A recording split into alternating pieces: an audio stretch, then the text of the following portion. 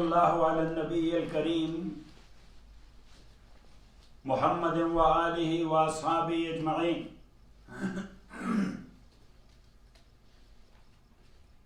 After the Pact of Hudaybiyah, as we mentioned last time, that Abu Bakr radiallahu ta'ala anhu says that in Islam there is no greater victory than the Pact of Hudaybiyah. As you know, that in human life, recognition is very much important. Yes? Maybe individual or maybe a nation. And people, whatever they are doing it for recognition. Yes or not? Yes. When we say me or I, what it means? I am looking for recognition. Now Rasulullah sallallahu alayhi wasallam and the Muslims, they were considered by the people of Makkah that they are terrorists.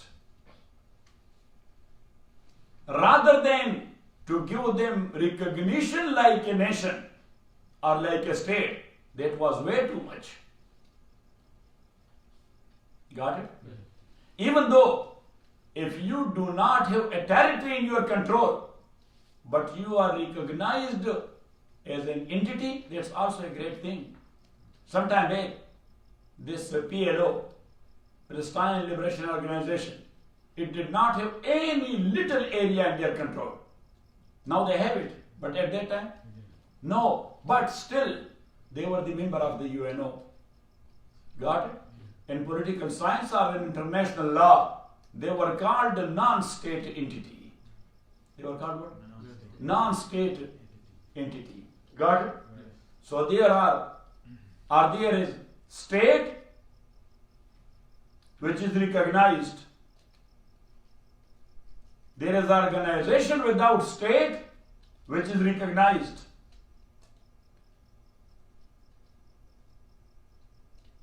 And there is state which is not recognized. Certain powers are there controlling a big area but never been recognized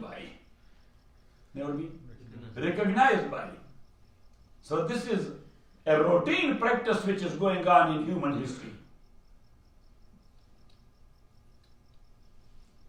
So now, the Pact of Hudaybiyah, that was a recognition by the people of Makkah on equal basis. When you put your opponent on the same table for a dialogue, so there is some up and down or equality. If up and down, so then there will be no any dialogue. Then there will be dictation only. You will be in no position to say no to anything. Yes, and in no position to ask them to approve this. Got it? Or not it? And the wars all over the world, these are going on for this recognition. Yes? To make yourself to sit on the same table on equal basis. Got it? Because war never decides. War only brings the opponent to the table. Have you ever seen any war? Yes, that has resolved the problem, especially in New World? No. In the end, what happened? Dialogue. If they themselves decide or somebody else step in and they said no, that's it. That's why these international organizations, what these international organizations are doing, they are trying to make them to sit on table. Yeah, they don't have power. You know who has power? The only request. The only request that look, just sit on a table, have a dialogue to resolve the problem. So now when the people of Makkah, they admitted that this is a state and the legitimate state now, that's why we are going to talk to them.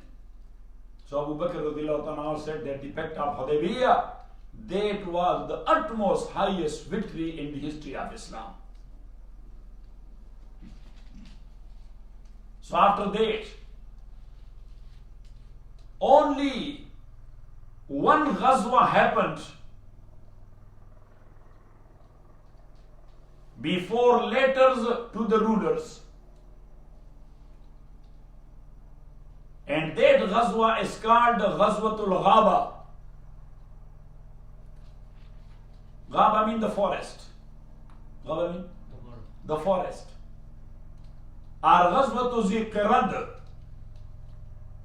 That's also another name, Ziqirad. This area is there in the tribe of Ghatfan.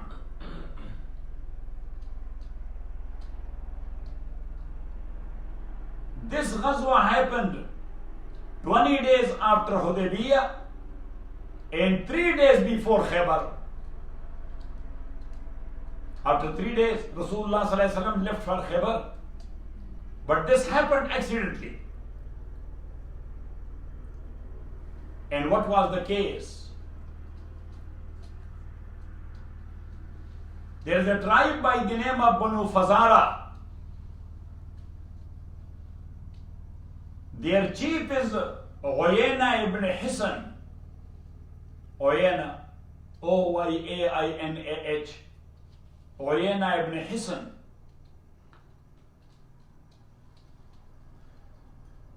So he, along with these people, attacked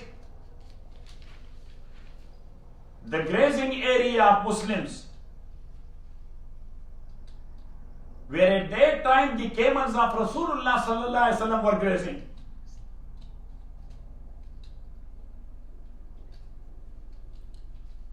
So they killed the servant of Rasulullah sallallahu alaihi wasallam and took away the camels.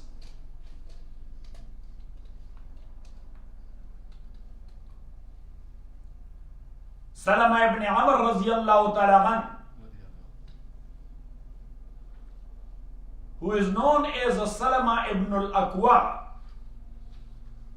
even though Aqwa was his grandfather's name, but sometimes the people are known by their grandfather rather than father. So they draw from between the name of father and attribute to the grandfather. So he is called the Salama ibn al-Aqwa. Otherwise, he is Salama ibn Amr ibn al-Aqwa, radiyallahu anhu. He was a good fighter, a good shooter and sniper, and he was running faster than horse. Got it? So he says, Rasulullah sallallahu alayhi wa sallam sent me along with his slave. His name is Rabah Fazari. He was from the same tribe of Banu Fazara. Rabah Fazari. So we both got the horse of Abu Talha radiyallahu ta'ala an.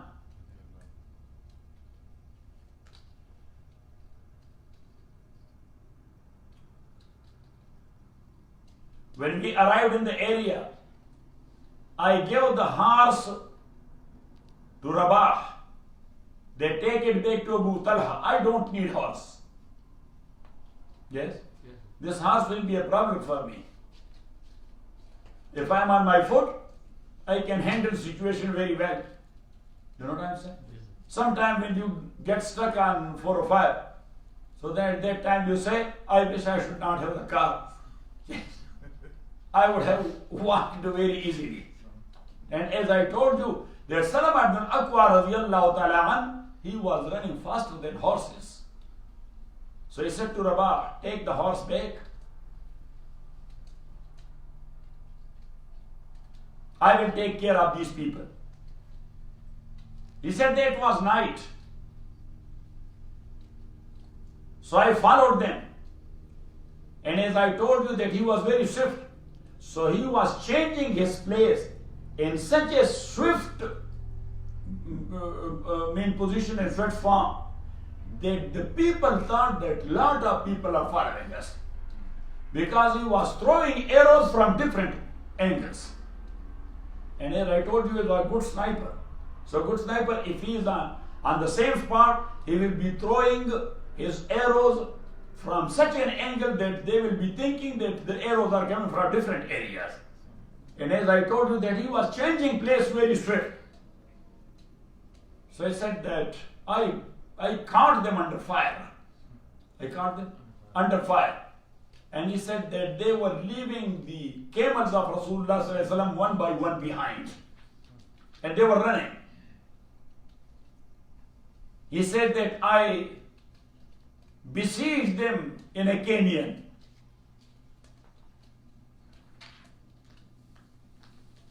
And I was shooting arrows on them. They were that much afraid that they threw their own lances and their own extra stuff also in the canyon to run light. What? To run light. Salam ibn al-Aqwa radiyallahu ta'ala anhu, he says that I was running here and there, but putting some symbol and sign or all this stuff. That if the Sahaba are coming back, so they will know that Salama caught it. So they will correct it. So he said, then I sat in a place. I saw that the horsemen of Rasulullah sallallahu alaihi wasallam, they are coming. So in them, there was Ahzam, there was Abu Qatada, there was Miqdad ibn Aswad. Abu Qatada, he caught one Fazari, his name is Abdul Rahman Fazari, so he killed him. The looter, the thief, yes, the dacoit, the robber. Now, they were that much thirsty by running that they were trying to approach a well there which was known by the name of Seerat, as I mentioned the name. But Salam ibn al-Aqwa radiyallahu ta'ala, I was not giving them an opportunity to refresh. So that's why I was shooting them not to come close to the well. Yes, keep them thirsty. To keep them thirsty. And the Rasulullah sallallahu alaihi wasallam also arrived there. So I said that, oh, the Messenger of Allah, I caught them in such a way, if you want I can kill all of them. None of them will run away. But I was waiting. I was waiting that what's your order? Prophet sallallahu alaihi wasallam said, let them go. Because they left our belongings back. So let them go. Then Rasulullah sallallahu alaihi wasallam on that day said that this day was the day of Abu Qatada in horsemen and the day of Salama in infantry, cavalry and infantry. And Prophet sallallahu alaihi wasallam was that much happy with me that there is a hadith and this is a disputed issue that spoils of war. Because at that time, some people they used to fight on foot and some of them on horses. Got it? And in hadith, Imam Abu Dawud rahmatullahi alayhi, he narrated a few hadiths. In some hadith, Rasulullah sallallahu alaihi wasallam, Sahabi said that he said that لِلرَّجِلِ السَّهْمٌ وَلِلْفَارِسِ ثَلَاثَةُ أَسْهُمٍ. Yes, that the infantry soldier will take one share, but the cavalry will take 3 shares. For example, let's say $100. So the infantry soldier will take $100, that's 1 share. But the cavalry one, he will take $300. And that is the mazhab of Imam Malik, Imam Shafi and Ahmad ibn Hanbal, rahimahumullah. But Imam Abu Hanifa rahmatullah alayhi says, the other hadith says, لِلرَّجِلِ السَّهْمٌ وَلِلْفَارِسِ السَّهْمَانِ. That the infantry person will take 1 share and the cavalry one will take 2 shares.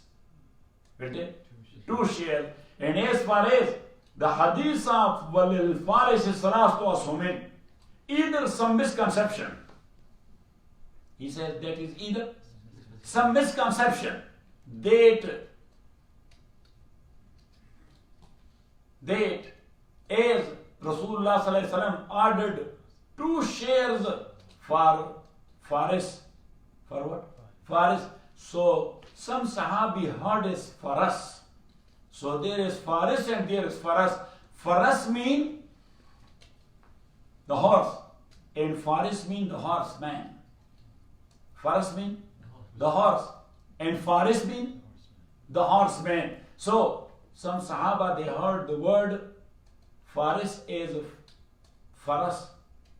So now the hadith is that لِلْرَاجِلِ سَهْمٌ وَلِلْفَرَسِ سَهْمَانِ, that for infantry guy there is 1 share and for the horse there is 2 share.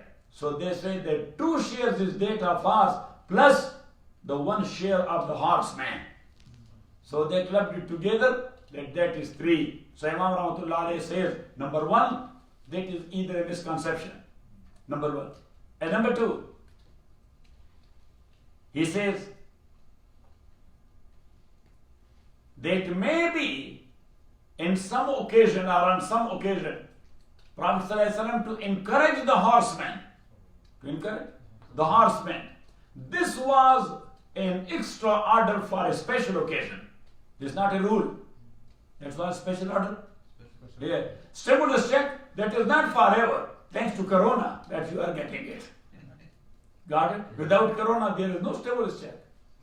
You know what I mean? So situation. So maybe in situation. And then Imam Rahmatullah Alayhi, usually he supports his idea or interpretation of hadith with some intellectual approach. So now we approach intellectually.